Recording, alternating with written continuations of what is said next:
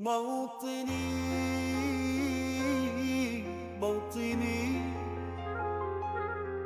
الجلال والجمال والثناء والبهاء في رباك في رباك. I want to take this moment to give a land acknowledgement. I invite everyone here to take a moment to recognize and honor the original caretakers of the land that we currently reside on. Thank you to the Chinook, Nez Perce, Shasta, Alsea, Siletz, Kalapuya, Molalla, Umatilla, Tillamook, Klamath, Siuslaw, Cowlitz, Cathlamet, Coos, Clatskanie, Cayuse, Sahapton, Tutuni, Coquille, Umpqua, Grand Ronde, Northern Paiute, bands of Chinook and Takelma people for taking care of the earth long before any of us. We hope to honor this heritage and pay our respects to the ancestors, elders in relation to the past, present, and future. Erasure has been and continues to be used as a weapon of genocide against the Native peoples, and today we recognize that Native people are still here and still seeking justice for their tribes and ancestral lands. It is vital we recognize that we will not succeed without acknowledging and undoing the legacy of settler colonialism. That is why we are here today. We recognize the Palestinian struggle from our own country's colonial history. The Palestinians forced into corners of their land during the Nakba brings to mind the millions of Native people forced into reservations of dwindling acreage, both suffering from a lack of access to food and clean water at the hands of the exploitative Israeli and United States governments. It is for this reason that it is imperative that we stand here today recognizing the people and land our nation profits off of. As students in the U.S. fighting against colonialism in Palestine, our activism must start with acknowledging the indigenous people whose land we currently occupy. We acknowledge that the liberation of Palestinian and Native Americans are intrinsic to one another. I'm Cal. I'm going to be the first of 3 speakers for this section. Okay, this is not a new conflict. It has been waged for more than 100 years and has been backed by the United States since the creation of Israel in 1949. The history could easily be taught. We demand it be taught in schools, but since that demand has not yet been met, it falls on us to give a brief synopsis of the story. We can provide citations upon request. Following the First World War and the Balfour Proclamation, the British took control of the country of Palestine and established the Mandate of Palestine, in 1922. Due to the principles of Zionism and the real and ever-present threat of anti-Semitism, socially, culturally, and legally in Europe and beyond, many Jewish settlers and refugees migrated to this area, even more following the horrible atrocities and the inexcusable evils of the Nazi Party in Germany during their rise to power and beyond. A pivotal mark for the Israeli occupation was the Nakba between 1947 and 1949. Over 750,000 of the 1.9 million Palestinians were made refugees and forcibly displaced from their homelands. Zionist forces took 78% of historic Palestine, ethnically cleansed and destroyed 530 villages and cities, and murdered 15,000 Palestinians in a series of massacres. The British occupation authorities had announced that they would be ending their mandate in Palestine on the eve of May 15, 1948, after announcing the creation of the State of Israel. This is the day that Palestinians recognized the pain, suffering, and ethnic cleansing and atrocious murders committed during the Nakba. However, the Nakba did not start or end in 1948, and the oppression has continued every single day since. During 1967 and the Arab-Israeli War, also known as the Naksa, meaning the setback, Israel occupied the remaining Palestinian territories of East Jerusalem, the West Bank, and Gaza Strip, and continues to occupy them today. While under the UN partition plan, Israel was allocated 55% of the land, today it controls over 85% of historic Palestine. The Naksa has led to the displacement of some 430,000 Palestinians, almost 500,000, half of which have originated from areas occupied in the 1948 Nakba, and thus were twice refugees. The Gaza Strip, where 2 million Palestinians live, has been under Israeli siege for more than a decade, whereby Israel controls their airspace, sea, and borders. It is described by human rights experts as the world's largest open-air prison. Due to the ongoing genocide, 100% of Gazans currently face risk of starvation, exacerbating an already existing human rights crisis under apartheid. Following October 7th, over 70,000 people have been injured and 30,000 have been killed by the State of Israel. indiscriminate bombings, famine, prohibition of medical and humanitarian aid have all led to the systematic oppression of Palestinian civilians, whose lives are also being treated disposable by the Western and Israeli news and media outlets. The International Court of Justice ruling brought by South Africa officially recognized the current actions of the Israeli government as genocide. Israel is the largest cumulative beneficiary of United States aid. They received $300 billion. This is why we have the responsibility to show up and show out for the people of Palestine. I'm here before you to convince you that Palestinian children are like any other child in the world. I'm here to convince you they need support like any other child in the world. I'm here to convince you that Palestinian children should not die. Talk to any Palestinian in Gaza and ask what they want. They will not tell you they want the war to continue. They will not tell you they want to kill Israelis. They want to look at the sky and see raining so they can drink and not bombs falling to kill them. They want their mom and dad back in their arms and for it to go back to the way it was. You can't tell me I'm anti-Semitic. You can't tell me I hate Jews for wanting peace. All everybody wants is peace. Stop killing children is not a controversial statement. I imagine there's someone like me in Gaza right now. She has big dreams. She wants to make a difference in the world. She would do way more than I ever could. But our circumstances are so different.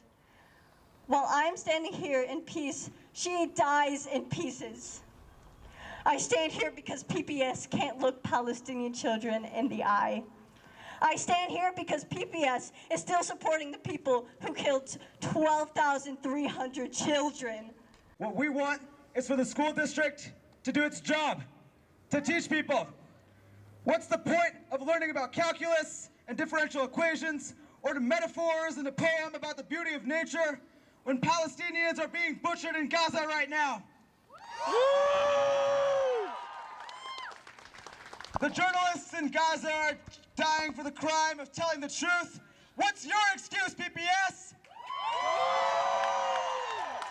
Is someone going to kill you for speaking out? Tell the stories of the journalists reporting on the butchering of their own colleagues and say their names. Mohammed Yagi, Ahmed Badir, and Muntazir al-Sawaf. They are but three of many. IDF soldiers killing Israeli hostages, UN aid workers, children. Tell the story of why this all came about. We, the students of PPS, want us and all the others after us to know what's happening in Palestine. Misinformation thrives on ignorance, and ignorance that the school district chooses to perpetuate. Silence is the same as complicity, and we, the student body, will tirelessly work against you, PPS, until you implement our demands in full. No suffering we endure can be worse than what the Palestinian people suffer every day, and no action we take will be sufficient until the genocide ends. History has a tendency to repeat itself, and out of everyone, educators should know that progress happens when we acknowledge the current genocides, war crimes, and other tragedies happening in our current time. I will never understand why a school atmosphere would censor future leaders from information worthy of making real change. The pain of Palestinians is being ignored because you believe their death is political rather than a humanitarian crisis. We are saddened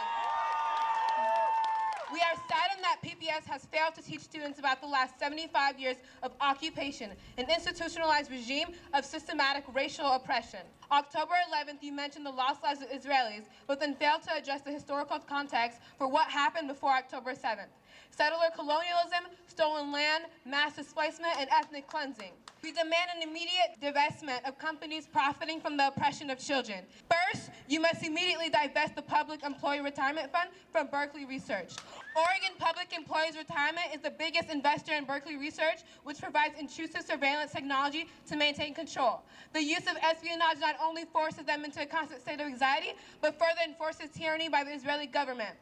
Second, You must dissolve your contract with SIH International. Your contract with SIH International must end as they have partnership with HP. HP is another leading surveillance force infringing on the privacy and safety rights of Palestinian citizens. Every person deserves to be free of capitalist colonialism, surveillance, and have moments of solitude and calm. No Palestinian is receiving the basic right currently. Governments move slowly, but you have the power to act now. We demand you cut ties and cease fire. Hi, my name is Calliope Ruskin. I'm a Jewish senior at Grant High School, and I want to talk about the difference between anti-Semitism and anti-Zionism. The University of Michigan defines Zionism as a modern movement with the primary goal of creating an ethno-state of exclusively Jewish people. It is imperative to understand that Zionism is driven by the belief that the only solution to anti-Semitism is to condense the remaining Jewish population into their own state. Israel does not and will never solve anti-Semitism. I have seen synagogues shot up and burned down to the ground. I've endured countless of hurtful comments my entire life. Anti-Semitism is not exclusive from the right wing to the left wing. Jewish people deserve to be safe. We deserve to be able to practice our religion. We deserve a home. But so do Palestinians. What gives Israel the right to colonize and commit genocide in Palestine in the name of their own oppression? Two wrongs can never make a right, so when I say that I am anti-Zionist, I mean I believe that Palestine should be free from the 75-year occupation. My ancestors would be just as appalled as I am to watch and hear and read about the 30,000 Palestinians who have been murdered. White phosphorus and hospital bombings, children starving to death, media censorship. School board members and administration, hear me, see all of us. We are the next generation. Educate us properly and we will grow up to end wars. Hello, my name is Max Niedergang and I'm a Jewish senior at Ida B. Wells High School. The right-wing, colonial, and violent government of modern Israel cannot be further separated from Judaism. In everything I've learned from my religion, traditions, and history, every single thing tells me what Netanyahu's government is doing spits in the face of what it means to be a Jew.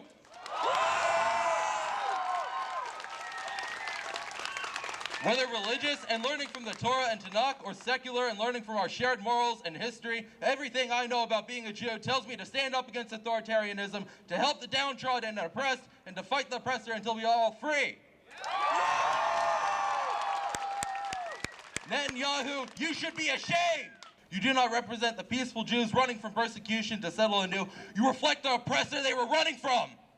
It hurts to see my own school district rightfully condemn the terrorist attacks of October 7th, but refuse to condemn the horrific and disproportionate response of the Israeli state.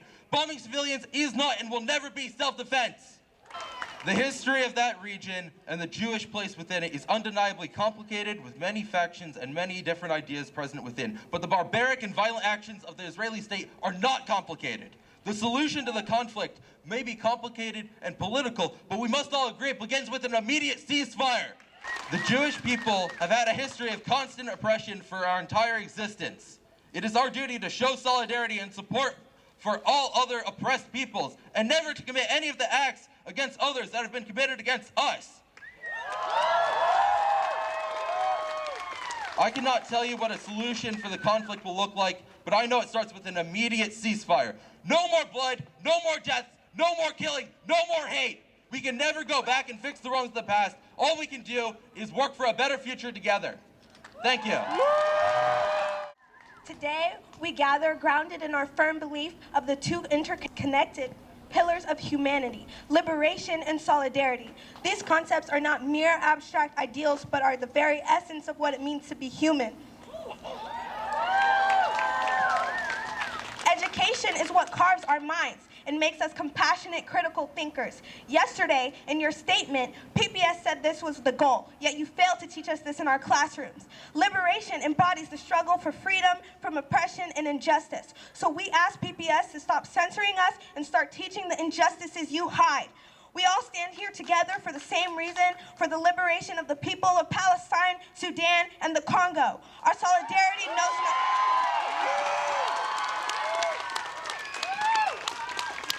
Our solidarity knows no bounds. It connects us all from different backgrounds, stories, nationalities, and ideologies. Since the 1948 Nakba, Palestine has been illegally and violently occupied. For the past 20 years, Sudan was the world's largest hunger crisis, and today the millions of people of Sudan have been forgotten. And since 1996, the Congo has been exploited for rubber, ivory, and cobalt. PPS has failed us. They are the reason our peers are ignorant to the injustices. They are the reason so many of us don't know what's happening in the world. Hello, I am a student from Jefferson, and I sometimes meddle in activism. It kind of just happens when you find something like this just so important. It feels like it should be a simple matter of people are dying. I like to take inspiration from activists in the past. Genocide and oppression isn't anything new, and so I want to take reference from an activist I used to know, James Baldwin, and I wrote an open letter to you guys, the protesters. Dear protesters, I first want to acknowledge your bravery and your fight, your ability to see the ability to change. No, I want to commend you for being a part of that change. If you know me, you know I'm a person who didn't come from much. I never realized it when I was younger, but the clothes on my back, the food that I ate, all the things I enjoyed were so close to being taken away every day. It wasn't until everything was taken away from me that I saw I had to make my own life. In that way, I always try to take the opportunities I can. Like this very one in front of me, speaking at a rally and being able to see such a beautiful crowd of activists, but I got to admit I'm a bit nervous, and maybe not for the reasons you think. What makes me nervous is how complex activism has become. When asked to participate in this event, the walkout, and the rally, my biggest fear was my Jefferson family may not come and support me. Would they come and support this cause? Could I have the confidence to speak up if they didn't? I almost felt ashamed to care about what matters scared me when people are dying, losing their homes, losing their families, and I can't so much as speak up. That scares me. That truly makes me nervous. I am also nervous about the media, how my harmless words can go from swords of aid to daggers of spite, how it is easy for people to say this matter is political, when the matter I speak of is life. It's not about war or a fight between religions, but an oppressive force killing senselessly. It is ridiculous that I have to say I don't hate Jews or Israelites. I am just a person who, when they look at their phone, sees pain, sees tragedy, and is disgusted with the massacring of people, and I choose to stand in solidarity with them all the way. What makes me nervous the most is I'm not the only one nervous. And if I don't speak up well enough or loud enough, that my efforts will just be for nothing. That if I don't show support, then that can cause many people not to show support. And we, the scared ones, have to say something the most, because we can.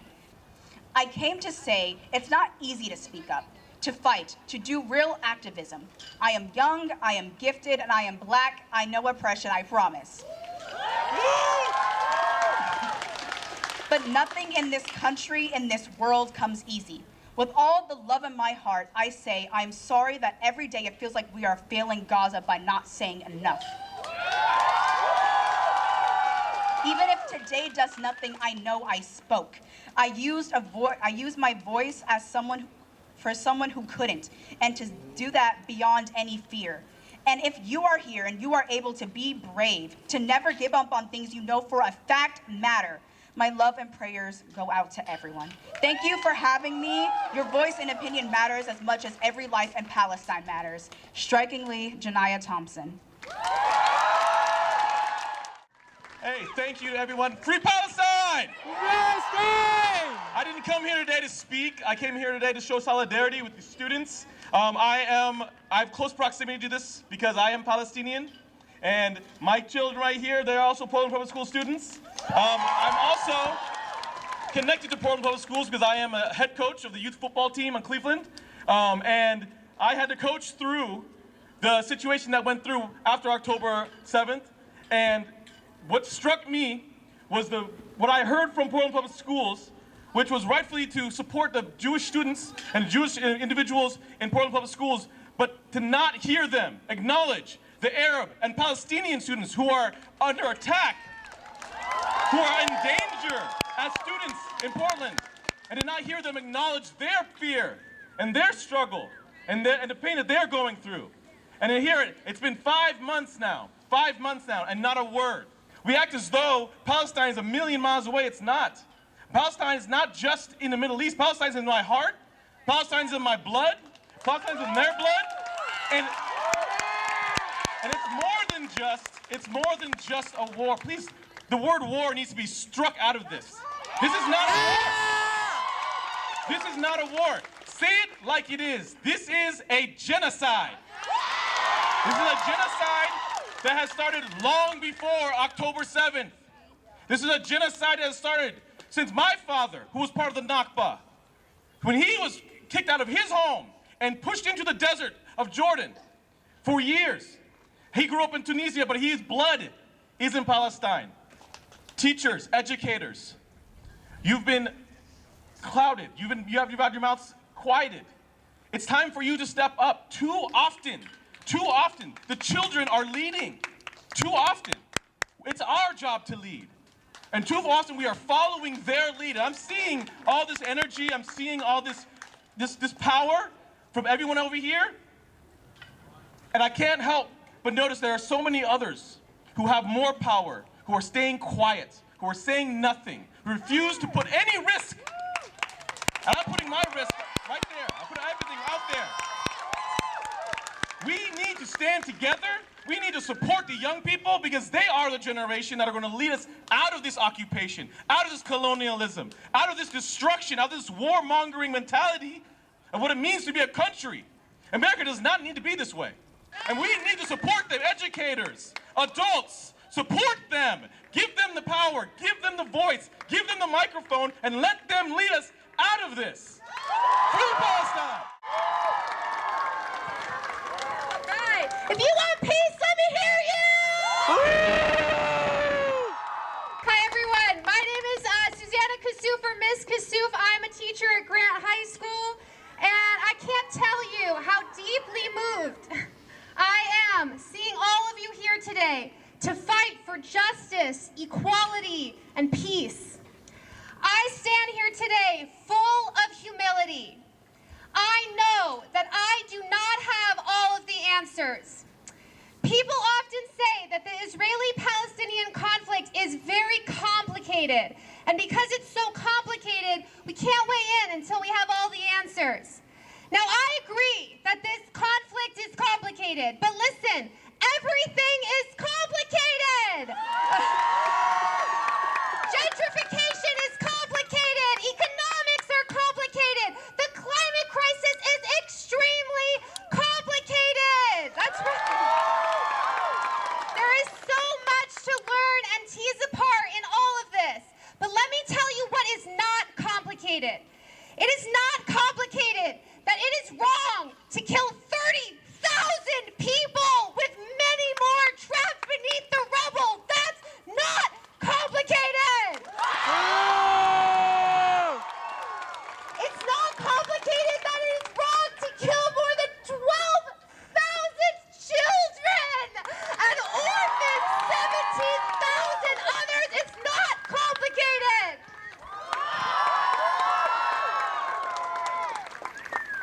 It's not complicated that it's wrong to herd Palestinians into Rafah like cattle and then attack them, cut off water, power, food, and medicine to almost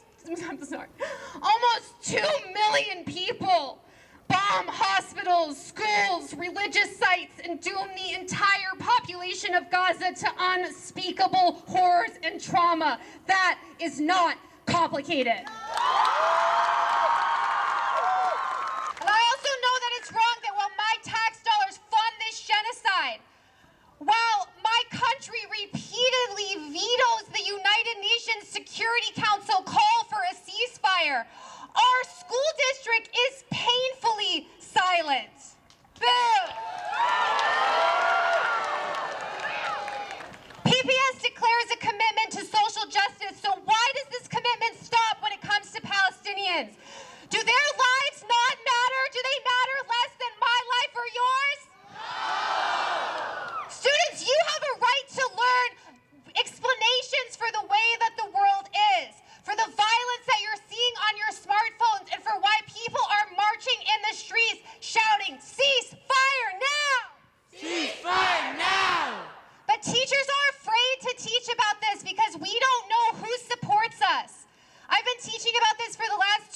it's been the most difficult experience of my teaching career. And let me tell you that it is not only Palestinians and Arabs who suffer from this silence. It is also our precious Jewish students.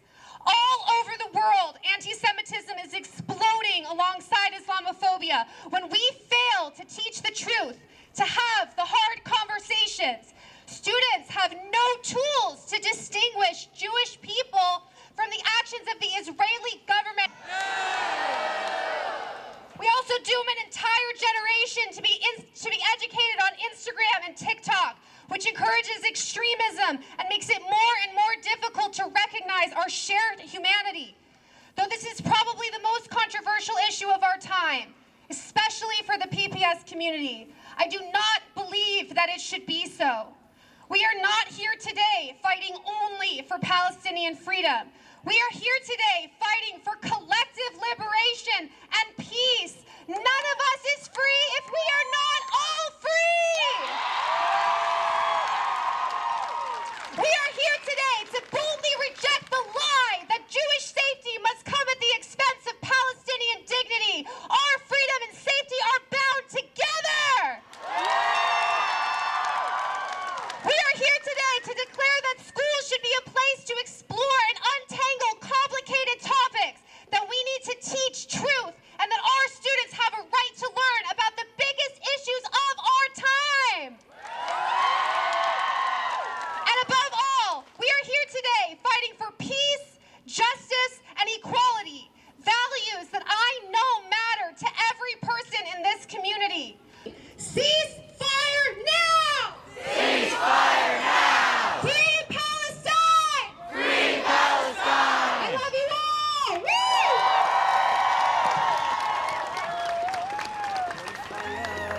والمأساة والهنا والرزاء في هواك في هواك هل أراك